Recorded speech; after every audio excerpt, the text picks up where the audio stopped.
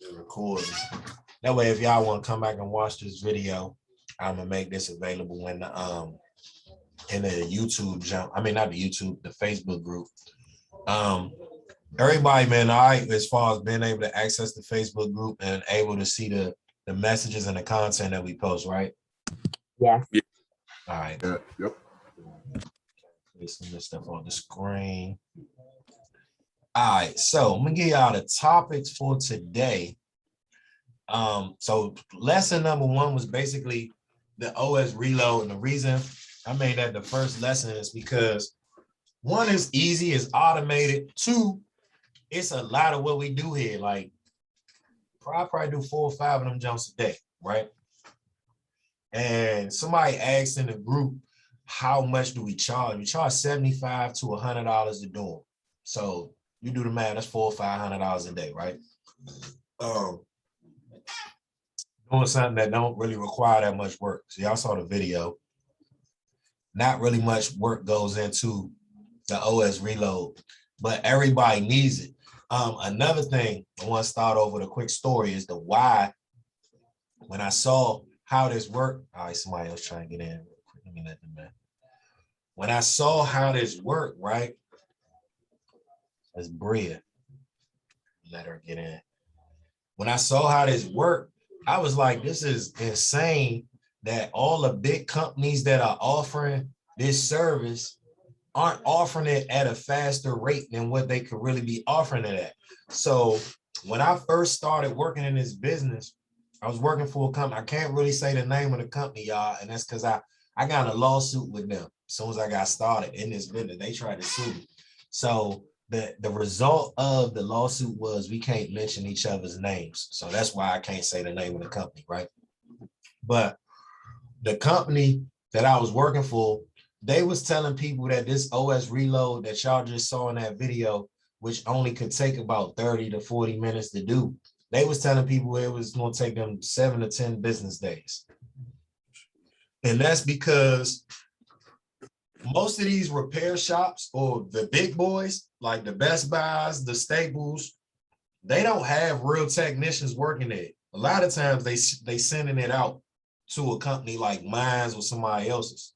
So what ended up happening is they cannot turn around that quick repair, that quick $75 or $100 repair. They can't turn it around in an hour. They got to turn it around in 7 to 10 days because they got to send it out and get it back, which creates a hassle for them, for the customers. So when I first got in the business, that was the first thing I noticed. I'm like, damn, I got to tell these people, because I actually learned how to do it. So I'm like, shit, I got to tell these people 7 to 10 days because that's what the company is doing. But real life, I could help them. And some of these people really needed this stuff done instantly. So I was like, shit, I got to find a way. You know what I'm saying? I got to find a way to kind of fill that void for this market, because it's no company that you really know off the top of your head is going to be able to do it that day. A lot of them not going to do it. So I was like, all right, that was one thing that I took notice of. Like, all right, bet. Because I already knew I wanted to open my own store and do it. But I'm just trying to figure out how it's done already and how I can do it better. As a business owner, that's the main thing that's going to make you successful, is taking something that's already being done because you know that it works. Like if this business wasn't if this business didn't work for nobody, then it wouldn't be no computer repair shops in the world at all. It'd be like Blockbuster. It'd be done with because something already came out and took over that field and did it better. So I was like, all right, I got to find a way to get in the space, see how everybody doing it, and then do it my way and put myself in the customer seat at some point in time and be like, all right. So that's when I first noticed was that none of these places do these repairs the same day. It was like that. Half of this shit is so easy. You could do it instantly. They weren't even doing screen repairs the same day. Only place you can go to do that is the cell phone repairs places. They'll do the screens the same day. And that's just because they have more saturation in their market. It's more cell phone repair places than computer repair places. So a computer repair place won't give a shit and be like, yo, give us 7 to 10 days and you're going to wait because it ain't but 5 of them and they all going to say the same thing. Whereas a cell phone jump, you go to a mall, there might be 3 of them. So you got to compete. You got to be quicker with that. So that's why I've kind of stuck with the computer lane, even though I can't repair the cell phone. I stuck in the computer lane because I was like, all right, it's not oversaturated, and I know I can do this stuff myself and train whoever I hire. Whereas these companies aren't taking the time and money to train the hirees to learn the craft. They not, because they turning over employees just like they turning over the product. They coming and they going just like the product coming and going. So they don't have the time to invest to create their own competition, because that's what you'll end up being once you leave there. Because they don't have good morals, they don't have good ethics, so they're not going to treat these employees a certain way. And some of y'all already work in IT, so y'all know how these companies can be sometimes, you know what I'm saying? It's like you just another body to them. They're not really going to invest much into your knowledge and your growth as a person or a human being that wants to learn this craft and take it to the max. They don't care if you're the best IT person. They just want to program you to do 1 or 2 things, and that's it. And get you, you know what I'm saying, make my money and program. But if you want to really grow, you're going to have to learn this and learn it, you know what I'm saying, in fullness. So today's class is OS reloads, right? So in the video, I got a computer here I plan on using as my demonstration. So in that video, I showed y'all one way to skin a cat. And that was the OS reload with that flash drive, right? Did all of y'all can unmute. Did everybody watch the video, seen the whole video? Yes. Yeah. Yep. All right, cool.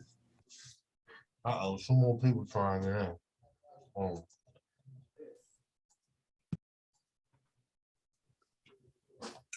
All right, so I'm gonna let everybody get in first. Man, y'all see I'm hungry.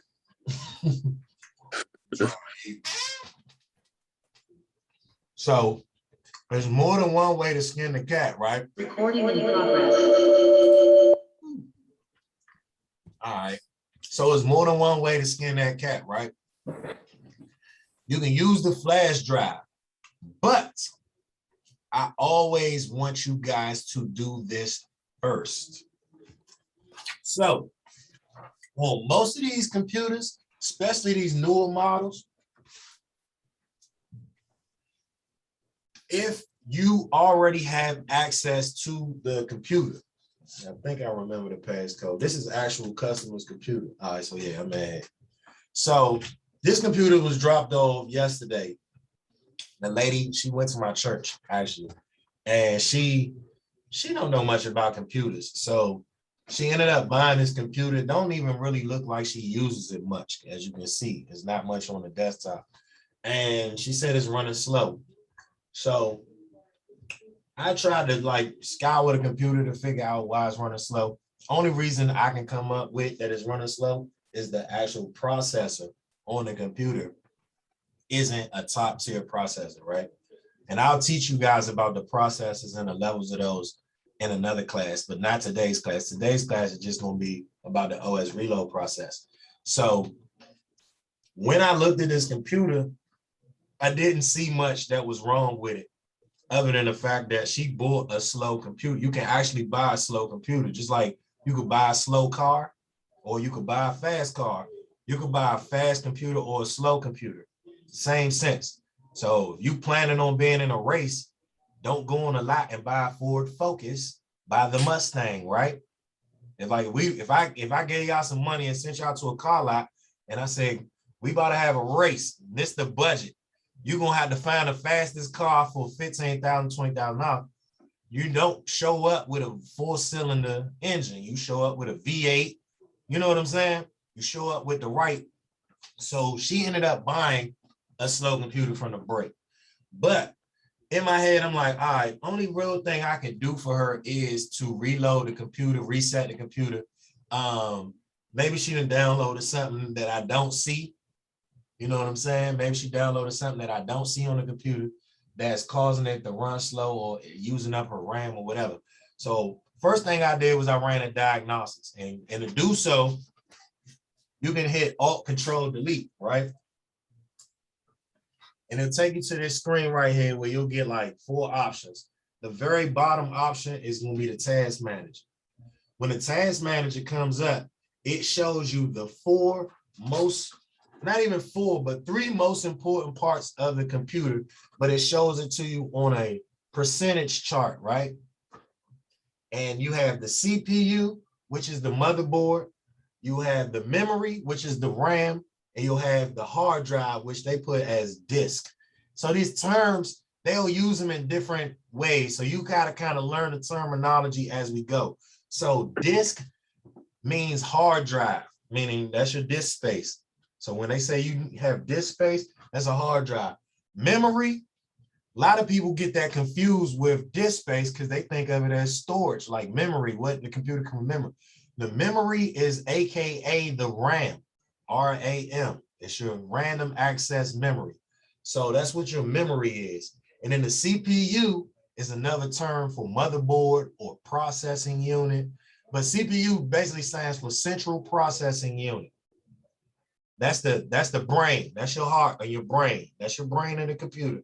Your second brain, a lot of people look at it as a brain, but for real, it's just like an extra storage garage. It's just like your stomach to me, which would be the hard drive. That's how much you can actually store. The bigger the stomach you got, the more foods you can put in it, right? So the bigger the hard drive, the more information you can store in the computer. The memory, like I said, is the RAM. That's just a component that is temporary. That's why they call it a random access memory, because whatever is stored on that chip is only for the moment. Meaning, if I open Zoom and I decide I want to open up Google Chrome too, and I'm going to use Google Chrome as a screen shared in my Zoom, I got 2 programs open, but that's only for that moment that I got them programs open. And that's what the random access memory allows. The more of that, the more programs I can have open, and I can bounce between them, and the computer will memorize it without having to take a long time. It's not like the first open. You know how when you first open a program, it takes a little while for it to first open up. But once it's open, if you minimize and it open back up, it open up instantly. So that's the random access memory. That's what it does. So that's the first thing I did was I opened this up, right? And I looked at these components. And the thing I'm looking for is to see how high of a percentage they're running at with me doing nothing. So if the CPU is running at like 13%, so that's good. It means it's not being utilized as much, right? And for me not to be doing nothing, that CPU is not being used. It's being used because the computer's on, but it's not being pushed at its limit, right? So then I look at the memory. I noticed that we're using 66% of the memory without running any program. So that let me know she doesn't have a lot of memory in her computer to begin with. She only had like 4 gigs of RAM.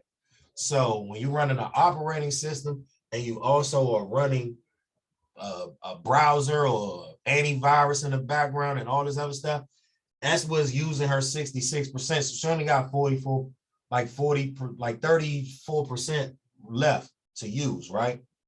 So you gotta be cautious on how much you will open up on a computer like this. But I always educate my customers so that they know what they're purchasing. So that if they're buying a computer from me, or if they got a computer and they're trying to figure out why their computer ain't performing at a certain level, I can break this down to them and tell them, you bought a V4 engine, but you're looking for a V8 performance. Let me show you a V8, or let me optimize the V4 you got and try to make it as fast as a V4 can go.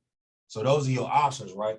So you also look at the disk and see the same thing. If the disk, AKA the hard drive, is running at 90%, 100%, and it's staying, it's going to lock up, meaning they need a new hard drive. So that's how I determine if what is going on inside these computers when people come to me and they have an issue. Is the Alt Control Delete. I hope y'all got that right.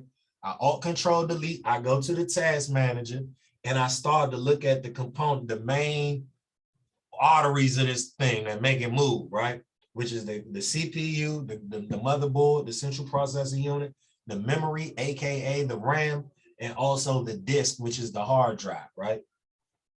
All of these jokes is running fine. Now, normally when they're running bad, they'll light up red up here. You'll get like red lights that indicate, and if the lights stay red for a long time, then that's just like it's blurring out, telling you, yo, I'm in a bad spot. You know what I'm saying? So take a look at me and figure me out. So with this computer, right? Like I said, she doesn't really show that she needs any of these components replaced.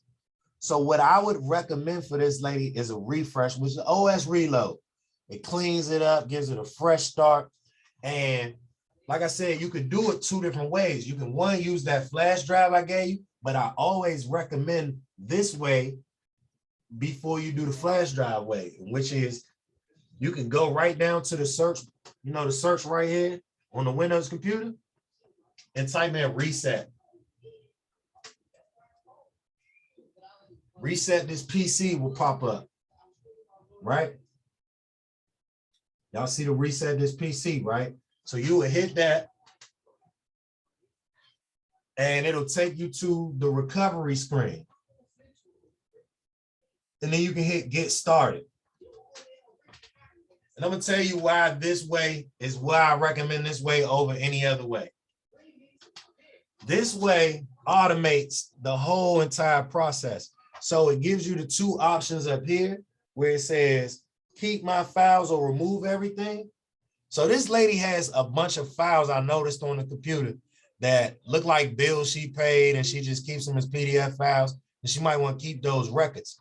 So I can select keep my files, and that prevents me from having to take a flash drive, popping it in her computer, and dragging all that stuff onto the flash drive, then loading it with my Windows 10 flash drive that erases everything, then taking the flash drive I backed her stuff off of, putting it back in here when it's done, and putting it back on her computer. So that's more automation if you use this method, right? So you go to keep my files because I want to keep her files. But if I didn't, then it says erase everything. So you could go either route, but this keep my files is going to do all the backing up. It's going to do the sticking the flash drive in and backing it all up for you. So you don't got to do all of that. So this is another way to skin that cat. And I'm going to give you 3, maybe 4 benefits of doing it this way before using that flash. That flash drive works no matter what, right? But it's your plan B and not your plan A. The plan A is this way, and I'm going to tell you why. 1, you're going to need a COA, which is a certificate of authenticity for that software, right? The COA key is already in this computer and is activated. So when you do the recovery, you're already getting the authenticity of it right there, right? So you don't have to worry about putting in the codes to register the actual Windows software. When you use the flash drive, depending on the computer, if it's an older computer, you're going to have to go and get a COA key. And you can purchase them online from like eBay is a good place I go to buy them. And I'm going to give you the prices that you should buy them at, because you'll see some prices that look different from others. The average price to get a COA on eBay would be like $5 to $7. So keep in mind, you're making $75 to $100 on a repair. You might have to spend $5 to $7, but it's not a guarantee. Because if you go this route, you're saving yourself that $5 to $7 because you're using the pre-existing COA key. But if it's a customer with like a computer that it came out when it was Windows XP or Windows 7, that COA key that's in the computer is only going to be for that old software. And if they decide they want you to upgrade, they want you to upgrade them to Windows 10, you're going to have to purchase them a COA key for $7. So in that sense, I would automatically charge them $100 if I know I'm going to have to do that off the top. That's the way I can cover my costs. So that's the second way to skin the cat. And I'm going to give you another reason why this method is the better way to go. When you finish doing an OS reload, right, there's going to be some instances where once it's done, there's software that's called drivers. And I'm going to show you how to find these drivers. And I'm going to show you how to find out if you need drivers, right? So the software is called drivers. And the software that is a driver is basically the software to certain components on your computer that make them function. So your computer will have sound, your computer will have a camera, your computer is going to have Wi-Fi, it might have Bluetooth, it has a keyboard, a mouse pad. All of these are components, right? And these components have their own software, and sometimes they're brand specific. So like HP has a partnership with Beats by Dre. So their speakers might have Beats by Dre software specifically for those speakers that allow that system to do something that another regular speaker system don't do. Sometimes when you load with that flash drive, it's not going to install those brand specific drivers, those softwares for those components. So what you have to do is go onto the manufacturer's website. So you guys want to make sure you write this down, because this is how you find missing drivers. This is the most effective way to do it. You go on to the manufacturer's website. So if I was actually, let me do a screen share. Let's go here. All right, so we up, right? Me on my screen. I'm gonna show y'all how I would go about finding drivers. So say I got an HP laptop. You would go on Google. Classics. And these all out the mentorship course. Turn my phone off that's connected to this computer. All right, so now y'all don't have that interruption no more. All right, so it's an HP laptop we got, or a Dell laptop, right? We just ran the OS reload.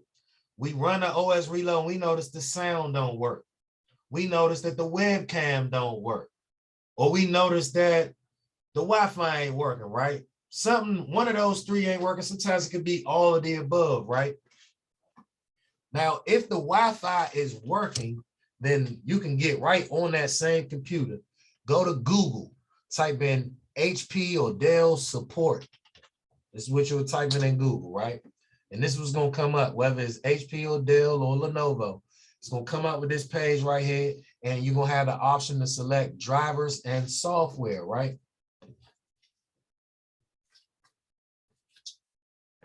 So when you select that, then you get a chance to select if it's a laptop, desktop, a printer. It could be any of their devices that they sell. The drivers work with these components. So we're going to say laptop. The most popular brand of HP right now is the HP 15. So that's what I'm going to use as my example. So we're going to go with the HP 15. They got a touch series. So now we might have to decide if, all right, so it already let me select touch. Now, like I said, if the Wi-Fi is already working on the computer, easy way is hit this button right here on the website where it says detect my drivers. And that's an automated tool that will pop up, scan the computer, find what drivers are missing, and install them automatically for you, right? But you can also go this route, select all drivers. Say the sound's not working.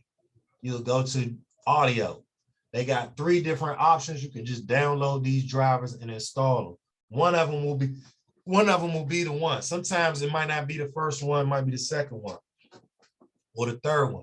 But this is how you find a driver. So if the sound's not working, or I've had customers that come in and don't need an OS reload, but the Wi-Fi just stopped working or the sound went out. And all I had to do was go on this website and download one driver and install it. And I charged them 50 bucks. 50 bucks. And I just fixed the sound. They happy because they had Zoom calls to make and they had classes to take and they couldn't do it because they couldn't hear it. They had no sound on their computer. So that's one way. Now, I'm gonna see if my screen share work for this. If not, I'll do it through the camera. Can you guys see this device manager that I'm pulling up? Hold on, it ain't up yet. All right, it's up now. Can y'all see that? Like little window I just opened up? I don't. All right, let me go into Zoom and see if it'll let me change my screen share, new share. All right, now. Now y'all see it, right? Y'all see this? Yeah, I see it now. All right, so you see these 3 right here? these three drivers. You see the three of them clicking on? Yep. I can't hear y'all. Yeah, we Yeah. should. All right, so in order, I'm gonna show y'all what I just did to get to this menu. It's gonna be hard doing the screen share, so I'm gonna talk you through it. So what I did was I go to the start menu, right? So like this is the process. I want y'all to write the process down on how to, one, know if you need drivers, two, how to confirm and then go about getting them. So the first step is, one, you're gonna notice something ain't working. A component ain't working, right? Whether it's the Wi-Fi, the sound, the webcam, something's not working, right? Or you can just do this just to be sure. And I do this after all my OS reloads just to make sure. So what I do is I go down to the start menu, I right click on that start menu and go up to device manager. When you open device manager, this box will open up. And this is basically every component on the computer listed. And all of these components have its own driver device software that makes these devices work, whether it's the camera, the sound, the screen, the CD drive, all of them have their own driver that allows it to work, right? So what will happen is, if it's a driver that is missing, meaning that the software didn't install itself, it will have this warning sign on it. Notice that the other devices, when I click on them, they don't have a warning sign. They already installed. The ADM, the AMD Radeon HD graphics is installed. The HID compliant mouse is installed. But the PCI device isn't, the PCI simple communications controller isn't, and the SM bus controller isn't. Now, take notes. These three are not important. So if you do not or have trouble trying to install these three, do not make that ruin your day. But some drivers are important, like your camera, your Wi-Fi, your sound. Those things are important. So you want to make sure that you got that for your customer or for yourself. So when you do these repairs, that's why I said the recovery method, which is going in the computer and typing in reset and doing it that way, allows you to not have to go through this process. But if you use the flash drive method, this is part of the process for the flash drive method, because the flash drive method will not guarantee that it will install them. It will install most, depending on the computer, but every computer is going to take to it differently. So if you use the recovery method, those driver softwares are already in there. You ain't got to worry about, oh, do I need to go back and get a driver? And then, like I said, if these drivers are missing, it's two ways to go about it. You can right click on the driver that's missing, hit update driver. This will pop up and you can hit search automatically for drivers. And what it will do is use the internet to search online for that driver, download and install it. And it's more in an automated sense. But I'm gonna tell you now, this ain't gonna work. Not especially not for these three drivers. That's why I don't got them installed on my personal computers, because I probably had a hard time finding these drivers. But these drivers do not make or break the functionality of the computer. And a lot of times, if you turn Windows updates on, you can run the Windows update and eventually these drivers will install themselves. Right? Over time, they will install themselves. But the manual method is to find the make and model of the computer, go to the support page on the manufacturer's website, whether it's HP, Dell, Lenovo, you go on their page and then you find that component and find a driver, download and install it that way. All right. So do you guys have any questions about that portion of it? I got one. All right. It's kind of going backwards though, but is the COA key the same as like a Microsoft activation key? Yeah. Okay, I figured, but I had just never heard anybody call it that. That's all. I just want to make sure. Now, the cheat code for me to not have the bottom jump sometimes is because I got so many I buy broken computers. If I ain't ever going to use that computer and they got a COA, I can just take that joint and use it on another computer. You see what I'm saying? So that's a cheat code method because I buy so much product. So I might have 50 broken computers laying in a cut. I just pull a COA key off of it from that junk and put it on another computer.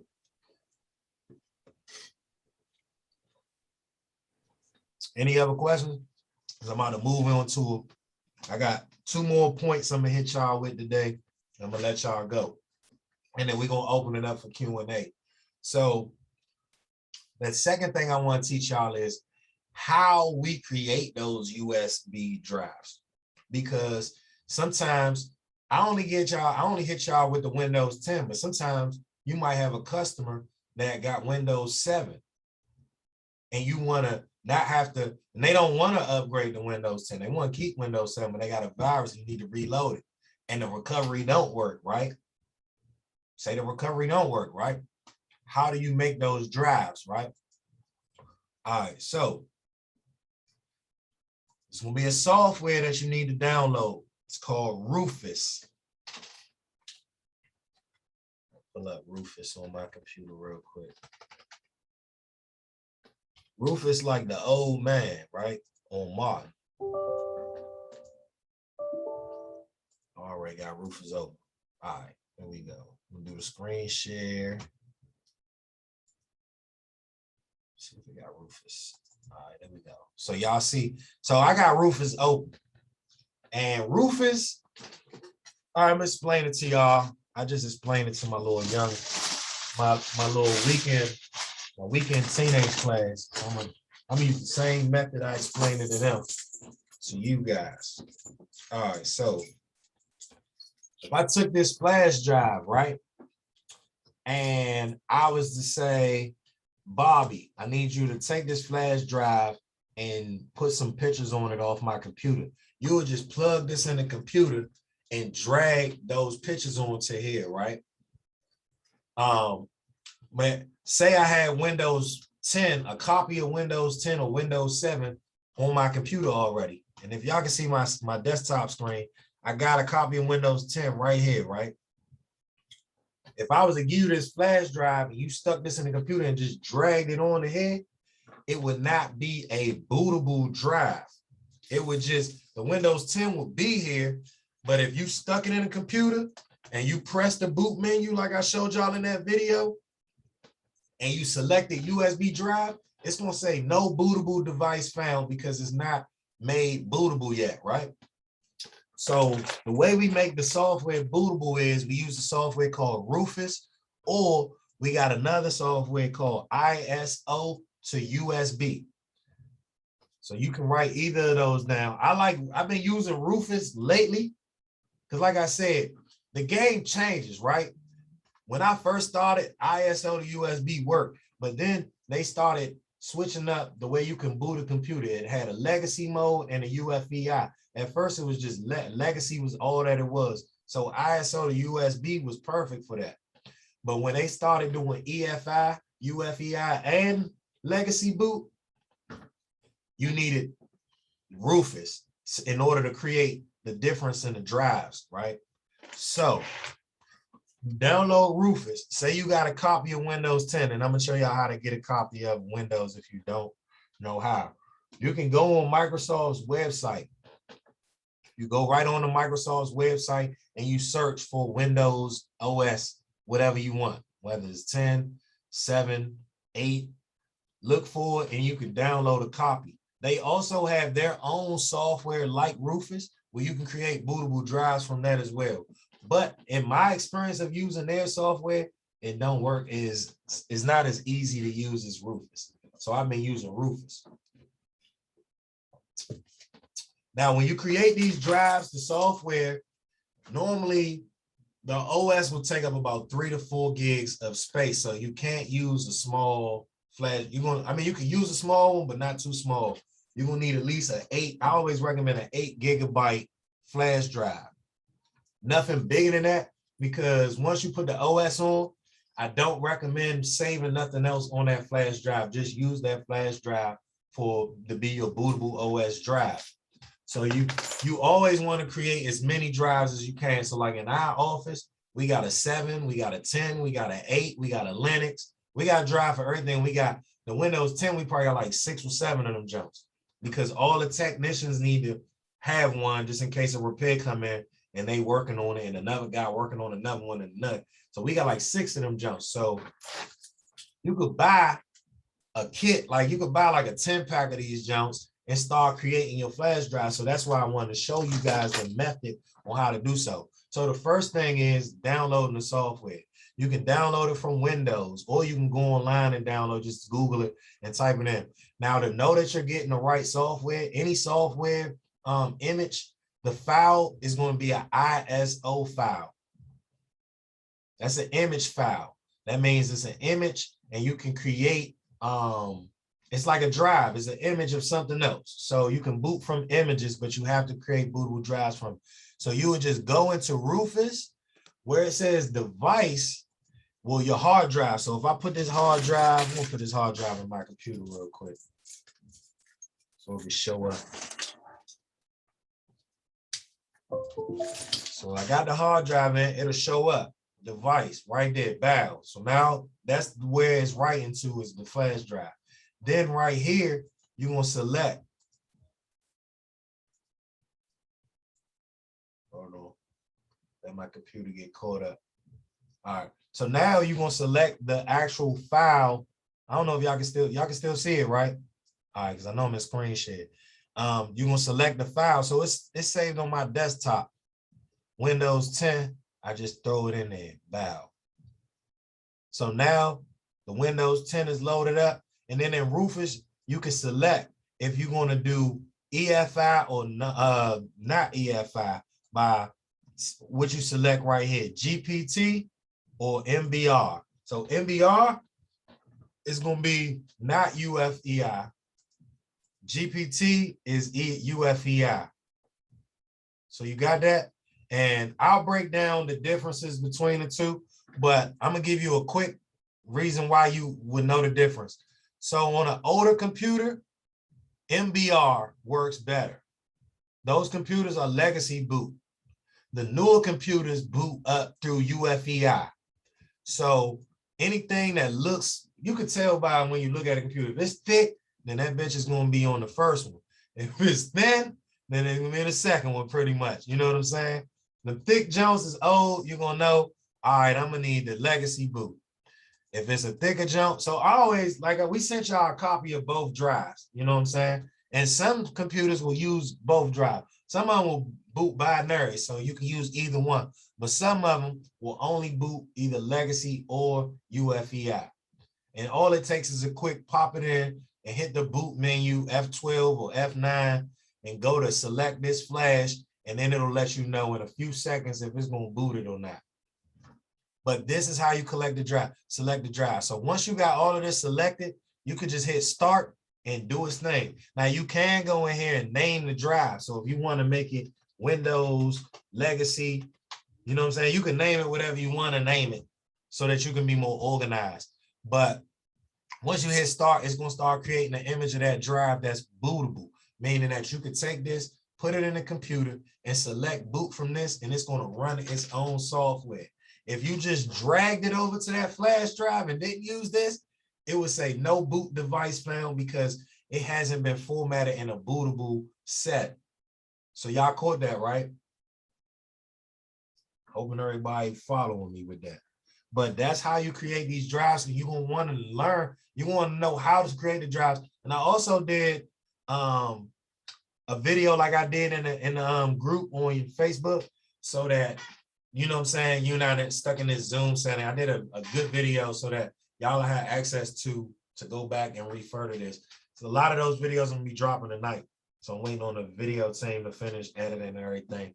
But those will be dropped tonight in a Facebook group. A lot of the stuff we went over today is gonna be dropped in the Facebook group.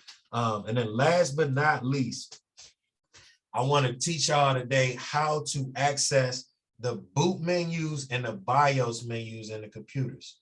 So every computer is going to be different. When you first turn on a computer, where that deal go? Oh, it's right here. So when you first turn on these computers, the logo normally pops up, and you got a split second with most of these computers to see what the boot menu key options are. So I'm gonna shut this one off real quick. Can you stop share so we could, your screen will make you larger again? All right, I got you. All right, back. All right, so we're gonna turn this computer on. Within the first 5 to 10 seconds of turning the computer on, it's gonna pop up with the logo, but also down in the bottom part of the screen, either somewhere in these corners, it's gonna give you push F12 for this, push F2 for that. And it's real quick, but it never changes on these brands. So once you know it, you know it. So like I know F2 is the BIOS menu for Dell. F12 is the boot menu for Dell. So I'm gonna open up the BIOS on here and I'm gonna tell y'all what BIOS is. BIOS is basic input and output system. So when I tap that, it takes me to this screen. This is the basic input and output system screen. This is the motherboard software. So this is the software and or they call it firmware. This is the firmware that goes to the actual motherboard, right? And in this software, you'll have the option to change the date and time. You can change the boot sequence. So sometimes if I'm going to load with my flash drive, instead of having to tap F12, I'll go into BIOS and make the flash drive the very first bootable device. And when I do that, it's allowing me to not have to tap F12, but just stick the flash drive and turn the computer on. It's going to boot the bootable flash drive first before it boots the actual hard drive. So that's one reason I go in.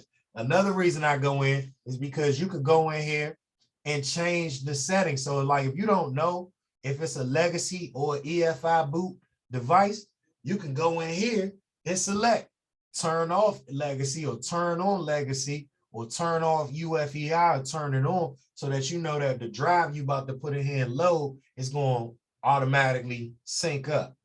So you could go in here and it'll say boot, it'll say secure boot. It'll say boot sequence.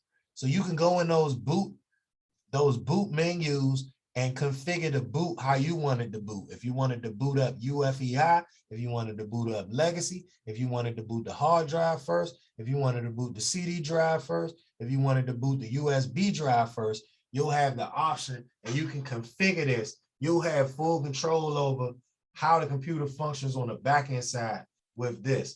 Also, another thing you can do, a lot of people don't do it and I don't recommend doing it, but I'm just going to tell you that you can do it. You can you can put another level of security on the computer and you can go to where it says, let me see, might be under system configuration. Everything is gonna be different, but you can go in, every BIOS is gonna be different. So you gotta feel your way through them, but you could go in and actually put a password on the BIOS.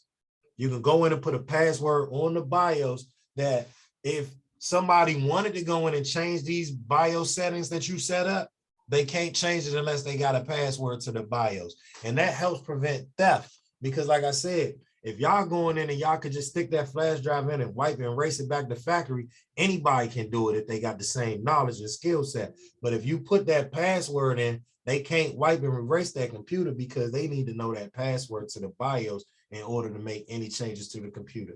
The reason I don't recommend doing it is because you're not going to use this that often. And once you set that password and time go by, you might forget it.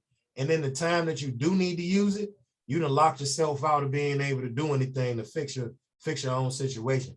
So I don't recommend it, but like if you say you land a contract with the government and they ask y'all to set up all their computers, this is something the government will do and they will require. So you want to know the knowledge so you can go out there and get the bag.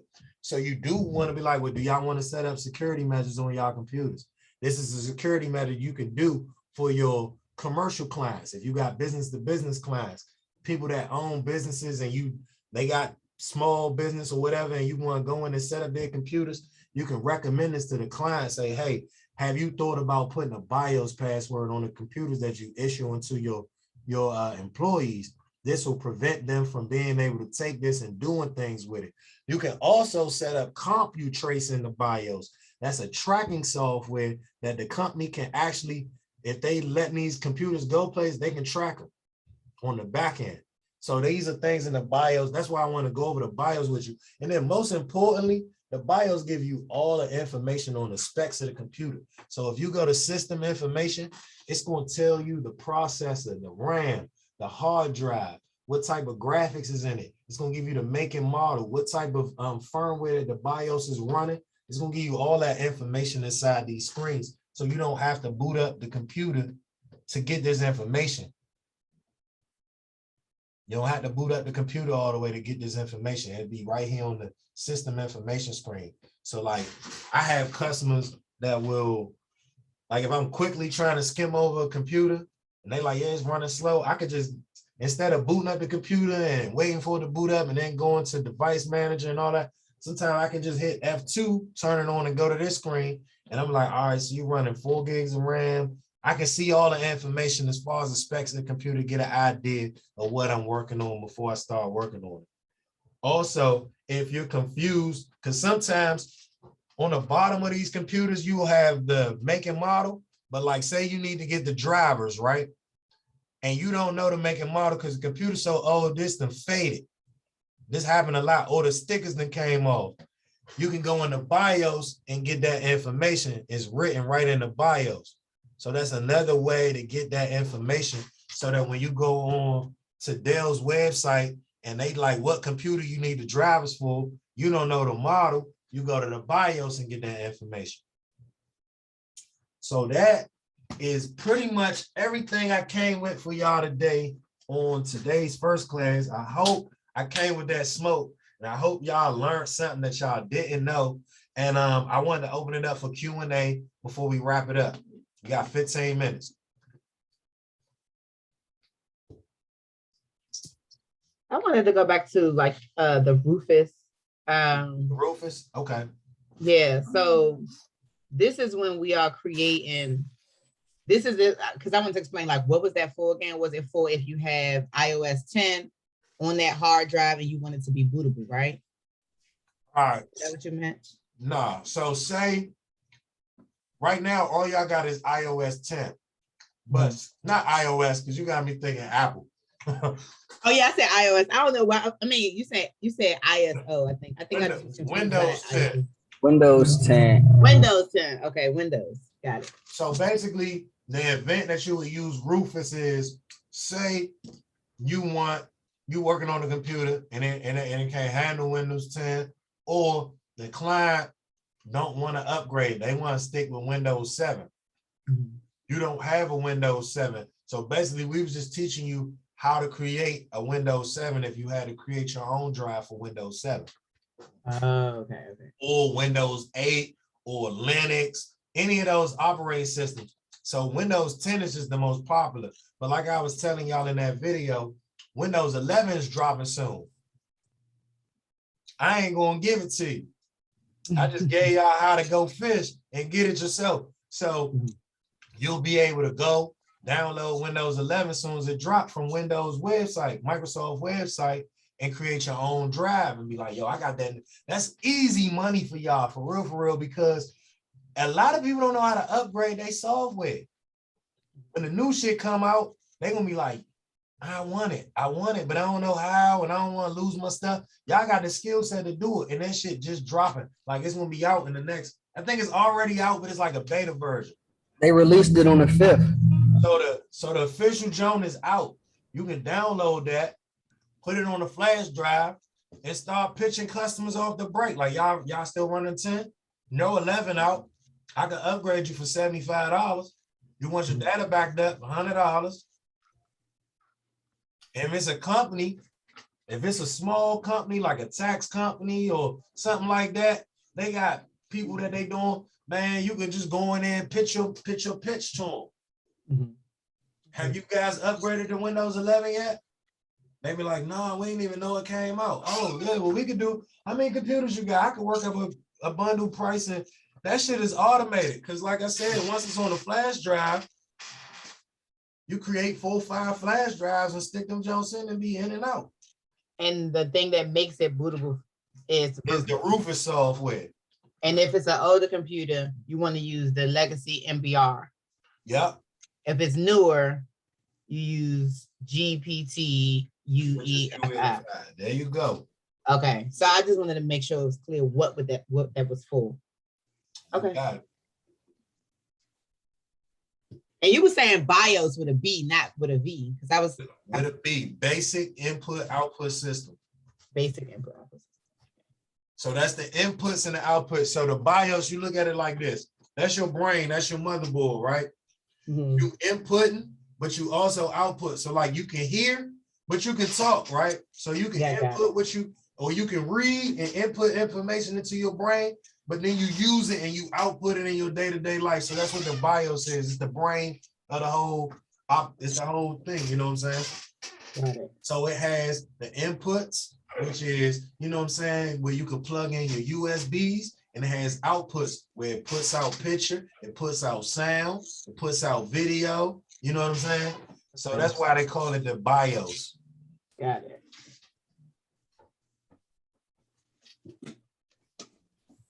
Okay. Anybody else got any questions? Hey, can you hear me? Yep. Hey, question. So when, what else was that? Oh, so when, Windows 11 is out, do we have to pay for it when we try to, download it to put it on? No, most of these downloads are free. You should never have to pay. Only thing you will be paying for is the COA if you need a COA form. CO, right? And And that's, COA is just your certificate of authenticity. okay, and So what website was that to get that from? I go to eBay to purchase them. Now, I'm glad you brought that up. All right, but this is ending, but I'm gonna throw this out anyway, right? Because I don't know how they haven't really decided how they're gonna move yet with it, right? But Microsoft, I'm a part of the Microsoft Registered Refurbishings Program, right? It's free to join. You got to go on Microsoft's website, read some information, take a test off that information, and you can take that test as many times as you want until you pass it. You dig what I'm saying? So you can keep taking the test until you pass it. They will put you in the Registered Refurbishers Program where you can actually buy the licenses from Microsoft. But they said they were ending that program this year, but they haven't really put out what they're replacing it with yet. You see what I'm saying? So I didn't really want to teach y'all that, but I do want to throw it out there because it might be something similar that they're going to replace it with where you could take the test and still get in. But from what I've read is they're going to basically delegate it to a third-party company to distribute the licenses and stuff now. So I'm still up in the air, but right now, the only guaranteed way I know is eBay has vendors selling those licenses. Like companies might have bought too many for their computers and they didn't use them. So they recoup the money by reselling them on eBay, stuff like that. And the prices that I would pay for these things would be like $5 to $7 per license. So you still got plenty of profit because it's a repair. So you ain't spent no money into the repair, right? This is all labor. It's gonna be free money, right? But sometimes you might have to buy a license for certain software. So that'll be now. Like I said, the newer Windows 10, the license is already in those computers. So like if the computer came out and it was sold with Windows 10 when it was first released from the manufacturer, that computer you ain't got to go and buy no COA key for. It's embedded in the BIOS. It's embedded in the motherboard, that COA key. So anytime it's reloaded, whether it's with the flash drive or you did it through the reset recovery method, that COA key is going to lock and load and say that it's activated as a legit Windows. But if it's a Windows 7 computer and you throw that Windows 10 drive in there and load it, it's going to say that it's not activated and you're going to have to find a COA key. Like I said, you could take an old computer and reuse the COA key on that jump, or you can go on eBay and purchase one for like $5 to $7. They'll email you. And a lot of times they'll do instant where they'll email you the COA key after you buy it, give it like 5 to 10 minutes. They'll email it to you and then you can just type it in the computer.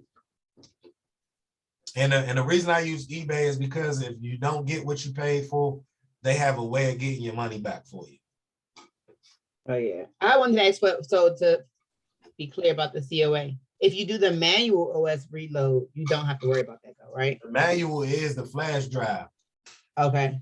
So the Oh, I mean, recovery, if you do the one on the computer then. So the manual is the flash drive. yeah. Okay.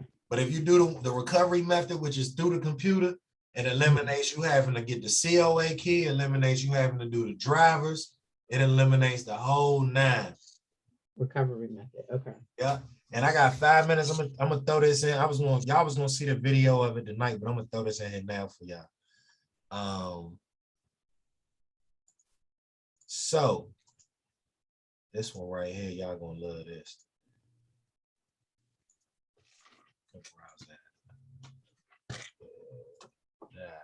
Screen share. Don't want to close that tab. All right. All right, y'all see my screen now, right? Mm-hmm. All right, so after I do an OS reload and I got all my drivers, right? This is my secret sauce. This is the secret weapon right here. Can y'all see the website? It's called Kneanite, right? Well, I call it Kneanite. Somebody might call it Nine-Night. I don't know. But I call it Kneanite, right? This junk right here. So the reason most people got viruses on their computers because they trying to download software. And when you go on the internet and you try to download something, for example, say I go to Google and I type in iTunes. So I'm like, I got this Windows computer, but I got an iPhone. I'm trying to get iTunes. You got Apple got it. Then you got the iTunes store. Then you come down. As you scroll down and see more, you can start seeing all these knockoff sites saying that they got it. Most people end up clicking on the wrong thing and not getting it from the direct manufacturer. Also, if I was to go to iTunes right here to downloads, I gotta go through all of this reading and figuring out what to click on to download the right one and install it, right? Well, the Kneanite software saves you the time. So what the Kneanite does is it puts in automated.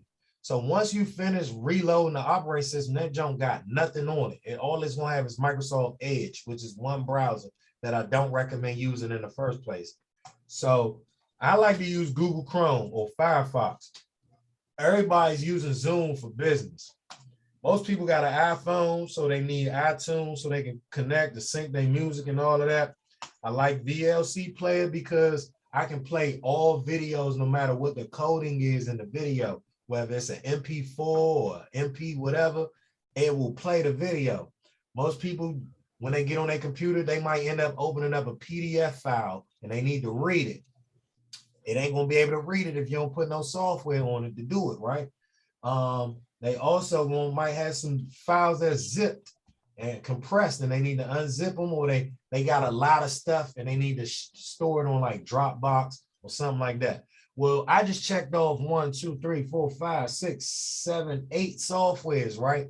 With this Kneanite, I can hit get your Kneanite and then it'll download installer pack basically. And this installer pack will automate the download and installs of all 8 softwares without me having to do anything.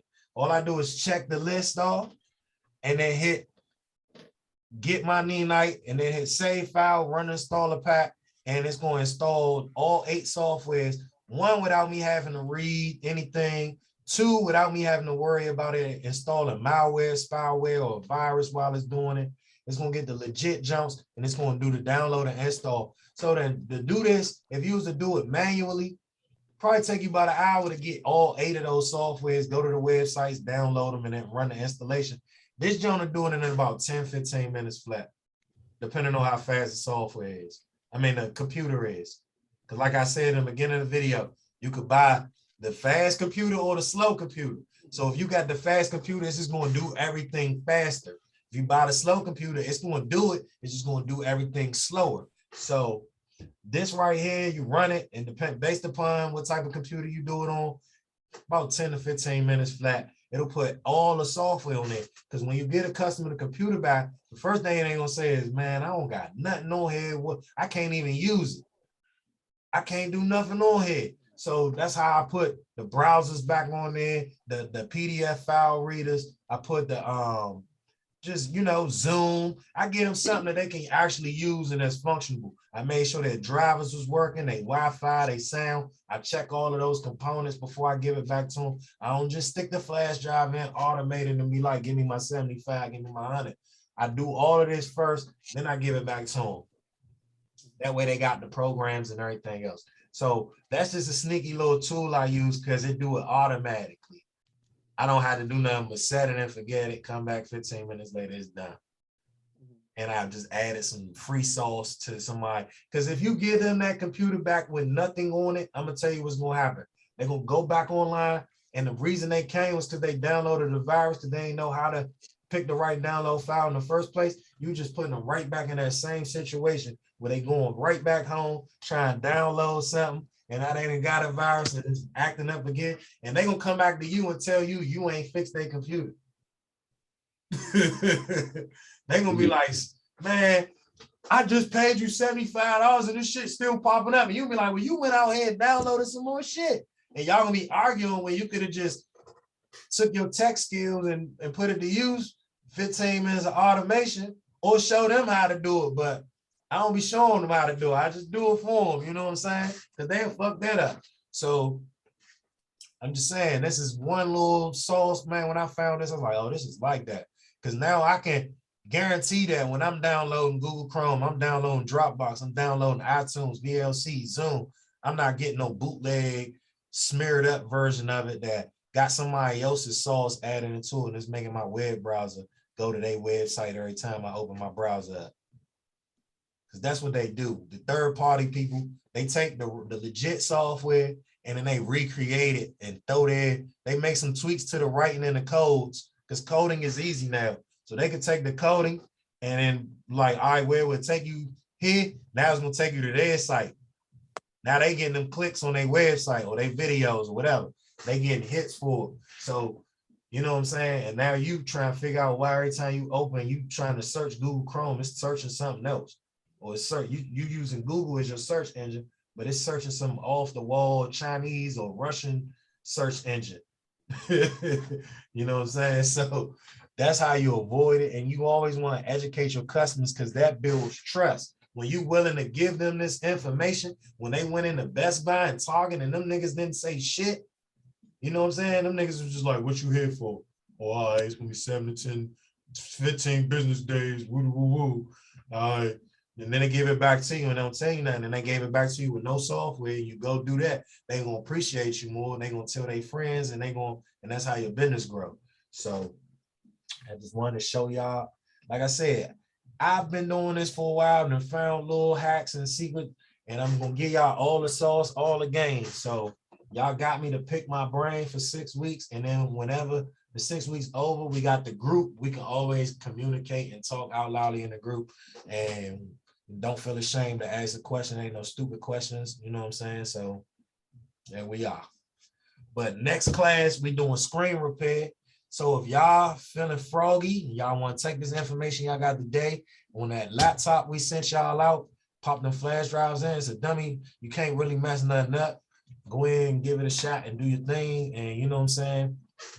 Feel accomplished. And if y'all do it, post in the group that you did it, how it went. Let's talk about it. All right. All right. Any more questions? Carl, I got one quick one. When you are buying the whole, Microsoft authentication keys, I'm guessing you probably just buy the Windows 10 basic, not. I'm sorry. So you do gotta buy it based upon what you installing. So what I gave y'all was Home and Pro. So I'm glad you asked that question. So when you go and buy the key, make sure you searching for a Home or Pro. But I'm gonna tell you one thing. I'm gonna show you. All right. So when you are on a computer after you've loaded it, and you say, because you can load it without having the key. You can go through the whole load process, the drivers, the whole Nenite, all that without having the key. At the end, you can go to the start menu, right click and go to System, and it's going to show you what version of Windows you running. It'll say Windows 10 Pro, or it'll say Windows 10. Oh, here we go. About. So it'll tell you Windows 10 Pro, Windows 10 Home, Office, whatever version you got. Because you definitely want to make sure you, and I'm glad you brought it up, because I have done that before where I didn't check and I bought a key and I typed it in. Now, this will work sometimes though. I bought the wrong key, typed it in, and it converted the whole joint over to what I bought the key for. So that has happened, but like you, I'm glad you brought it up. You do want to buy specific because it's not going to work that way every time.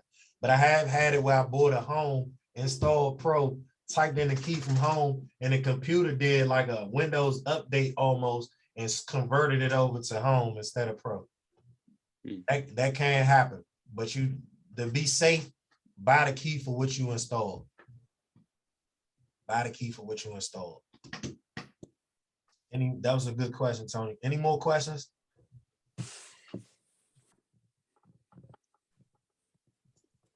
All right, y'all. Y'all get to work this week. Practice on them jumps. Do a couple OS reloads. And let us know how it go in the group. I'll be glad to hear these stories, and that's the only way we're gonna be able to learn and grow together. So like if you run into a problem, post it in the group and we'll try to talk you through how to, and 9 times out of 10 is gonna be you not configuring the BIOS the right way. So it's trial and error, and that's what I learned in this is you could go to school and learn all the books side of it, but if you don't get your hands dirty, it's useless. It's useless. You gotta get your hands dirty. So you gotta try it, fuck some shit up first. You know what I'm saying? That's why we gave y'all the computers to do that on. So do your thing. I ain't want y'all messing up your own stuff. Appreciate it. Yeah. Right. I mean, that is y'all's now. That's I y'all know, computer, but I'm just saying, I ain't want you messing up your main, your workhorse, the jump that you depend on to do these Zooms and everything else. So the next class we doing is gonna be screen repair. It's gonna be fun. It's gonna be a quick class because, to be honest, screen repair is probably the easiest thing to do in this whole. And then, like I said, it's the majority of the money that come through is the OS reloads and the screen repair. The OS reload is automated. The screen repair is more manual, physical, but it's so easy. So what I'm gonna do. This is gonna be the format that I'm gonna do because I like the way I did it. Couple days before these classes, I'm gonna drop the videos, the step-by-step videos, so y'all can kind of watch them, see them, and then we're gonna talk about it in person. So that's how we're gonna be doing it. All right. So next Saturday, 1 o'clock. It's probably gonna be the same link. I'm not sure if this Zoom be changing the codes or whatever, but you probably be able to click on the same jump, 1 o'clock, hop right back in here. Okay. All right. All All right, right, cool. thank you. All right, y'all. Y'all have a safe and blessed weekend. Good sir. job again. All right.